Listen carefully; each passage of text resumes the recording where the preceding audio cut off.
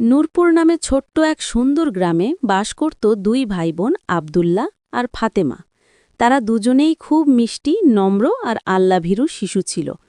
প্রতিদিন তারা মসজিদের আঙিনায় খেলত, নামাজ পড়ত আর সবাইকে সালাম দিত।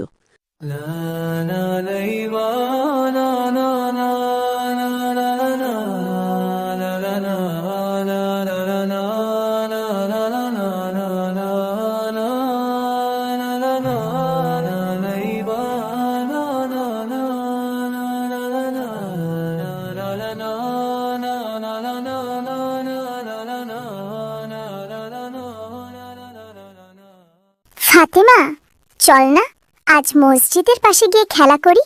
ঠিক আছে ভাইয়া, কিন্তু আগে আম্মুকে বলি, উনি যেন চিন্তা না করেন। আসসালামু আলাইকুম ওয়া রাহমাতুল্লাহ।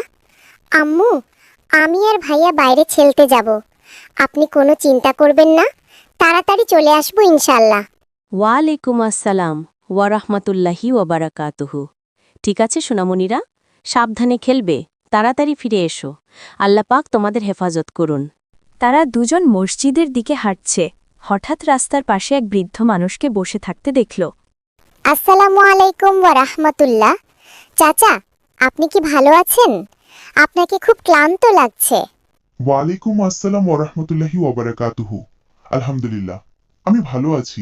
হ্যাঁ বাবারা, অনেক দূর হাঁটছি, একটু পানি পেলে ভালো হতো। আচ্ছা চাচা, একটু অপেক্ষা করুন, আমি এখনই পানি নিয়ে আসছি।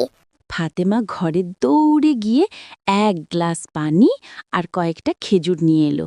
বৃদ্ধ চাচা পানি খেলেন, খেজুর খেলেন, তারপর হাসিমুখে বললেন, রাসূলুল্লাহ সাল্লাল্লাহু আলাইহি ওয়াসাল্লাম বলেছেন, যে দয়ালু নয়, আল্লাহ তার প্রতি দয়া করেন না।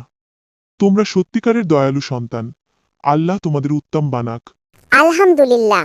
ফাতেমা, আমরা আজ দয়া করার আনন্দ পেলাম। হ্যাঁ ভাইয়া, আল্লাহ খুশি হলে তার চেয়ে বড় পুরস্কার আর কিছু নেই।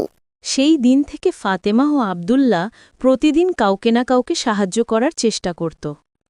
কখনো মসজিদ পরিষ্কার করত, কখনো বয়স্ক মানুষকে সাহায্য করত। তারা শিখেছিল দয়া করা মানে আল্লাহর খুশি অর্জন করা।